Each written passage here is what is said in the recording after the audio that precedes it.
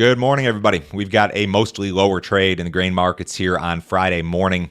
It is 6:30 a.m. Central Time. March corn futures down 3 1/4 at 607 3/4. March soybeans down 8.5 cents at 14.17 1/4. March Chicago wheat down 7.5 at 782 3/4. March Kansas City wheat down 5 1/4 at 791 1/4. March spring wheat down 4 cents at 940 3/4. If you guys are listening on the podcast, appreciate it. If you're watching on YouTube, hit that subscribe button, guys. We're up to 3,600 subscribers on this channel. My goal is to get to 5,000 here in 2022. I think we can do it. I know you guys are out there watching, and I think only about 20% of you are subscribed. So if you have not subscribed but you're watching consistently, do me a favor, hit that subscribe button. If you need some additional assistance from me, guys, go to my website, www.standardgrain.com. Click on Grain Marketing Plan here in the upper right-hand corner for $49.99 a month. I've got a subscription service. You should certainly check it out this weekend. It includes my morning email that goes out every business day right before I start these live streams at about 6:20 a.m. Central. You'll see every overnight headline of importance, a bunch of weather information for both South America and the United States, all of my grain marketing recommendations. Included in that is also a text message service. You get market updates, and you get my subscriber-only videos sent via text and also via email every day. Yesterday, I did a video regarding interest rates. I've had a lot of questions from subscribers regarding interest rates, how to hedge interest rates, how the increased cost of borrowing is going to impact them on the farm or elsewhere here in 2022. So if you're interested in some more in-depth information like that, I do things regarding grain marketing, different things like interest rates that will affect you, all sorts of different items. Guys, give that deal a shot. A lot of trade chatter regarding China and the potential for more U.S. soybean purchases. I heard rumors yesterday indicating that China had purchased U.S. beans anywhere from 1 million up to 2 million metric tons. 1 million metric tons is about 37 million bushels, guys, just for reference. Some believe that this could have to do with the Phase 1 trade deal. The Biden administration has mentioned this recently, and they've talked about how China has fallen short. Others believe it could have to do with crop problems in Brazil and slow farmers selling in Brazil, or perhaps the rumors are simply false and traders are looking for a reason for the big rally in the bean market. I don't necessarily know that big rally in the bean market had a ton to do with South American weather yesterday. I didn't really see anything big on that front, but maybe it's partially South American weather. Maybe we're still discounting smaller crops in Brazil and Argentina, but maybe these rumors regarding China, maybe there's something to it, and we haven't seen a flash sale. Maybe we'll see something reported here today. U.S. exporters are required to report any sale above 100,000 metric tons to the government within 24 hours. So if there was a sale here over the last couple of days, you should see it reported at 8 a.m. Central here either today or perhaps on Monday. To get to the Russia-Ukraine story, the U.S. Secretary of State, Anthony Blinken, he is meeting, I believe, as I speak here, with Russia's foreign minister to discuss the Ukraine situation. I believe this meeting is taking place early this morning in Geneva. Both the U.S. Secretary of State, Anthony Blinken, and Russia's foreign minister, Sergei Lavrov, downplayed any prospect of a quick resolution ahead of this talk. The Russian official said this: "Our proposals are extremely concrete, and we await equally concrete answers." Blinken said this ahead of the meeting: "This is a critical moment. You're right. We don't expect to resolve our differences here today, but I do hope and expect that we can test whether the path of diplomacy or dialogue remains open. We're committed to walking that path to resolving our differences peacefully, and I hope to test that proposition today." The U.S. to this point has promised only sanctions, not any military action if an invasion occurs. Some people believe that an invasion is imminent. Other people believe that maybe it's not so cut and dry. But in any case, guys, this is a big deal for the grain markets. If there is an invasion, if there's any disruption in export shipments in particular, out of the Black Sea region, that is a hugely friendly item potentially for our wheat market here in the U.S. and also for our corn market. That Black Sea region is a huge export hub for wheat. Ukraine is a big corn exporter. They've provided us with some competition here in recent years. So this is certainly a story that we need to continue to monitor. I wouldn't be surprised if something happened over the weekend. And if something does happen over the weekend, be prepared for some volatility come Sunday night, certainly. U.S. ethanol production improved last week. We had a nice bump in production, 1.053 million barrels per day. That was up 4.7% on the week, up 11% versus the same week last year, up 1% versus the same week in 2020. Now, perhaps of concern is what I have on my screen here. We've had this big surge in ethanol stocks. Ethanol stocks have risen 19% from their October low. They sit now at their highest level since February of 2020.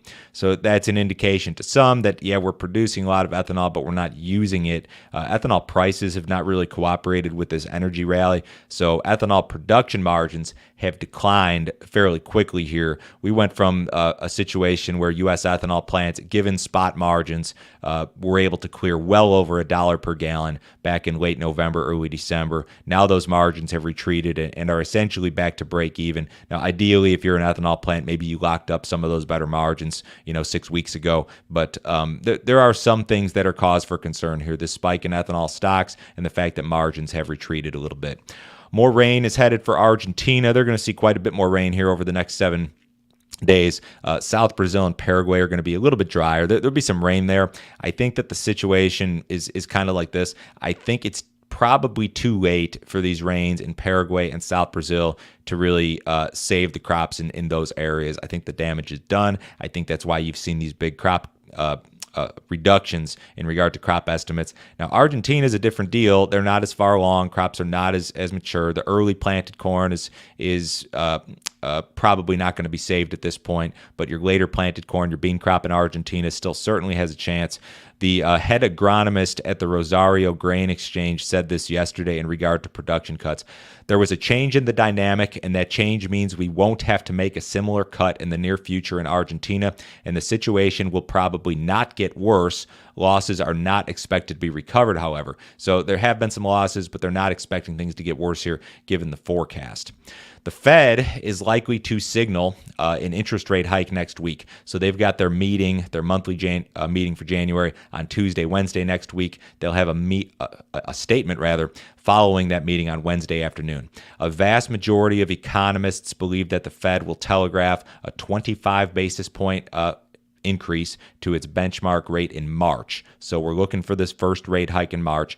A couple of economists believe that the rate hike could be as big as 50 basis points, which would be a very substantial jump. So when you look at rates and the general trajectory here, this is a nice chart from Bloomberg. We're looking for rates, by the end of 2022 to be around 1% in terms of that benchmark Fed rate, which is the key. That's the overnight lending rate. You can't borrow money at that rate, but that's where big banks can borrow money, essentially. By the end of 2024, we're still talking a number just above 2% in terms of what's being projected.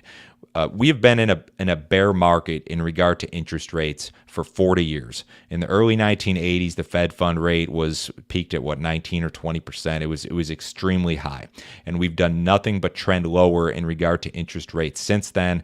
We were essentially at zero from 2008 through about 2015, and then they gradually increased rates prior to COVID. COVID hit, we went back to zero, and now we're talking about raising this benchmark Fed fund rate from zero up to a rate of like 1%, 2% over the course of a couple of years.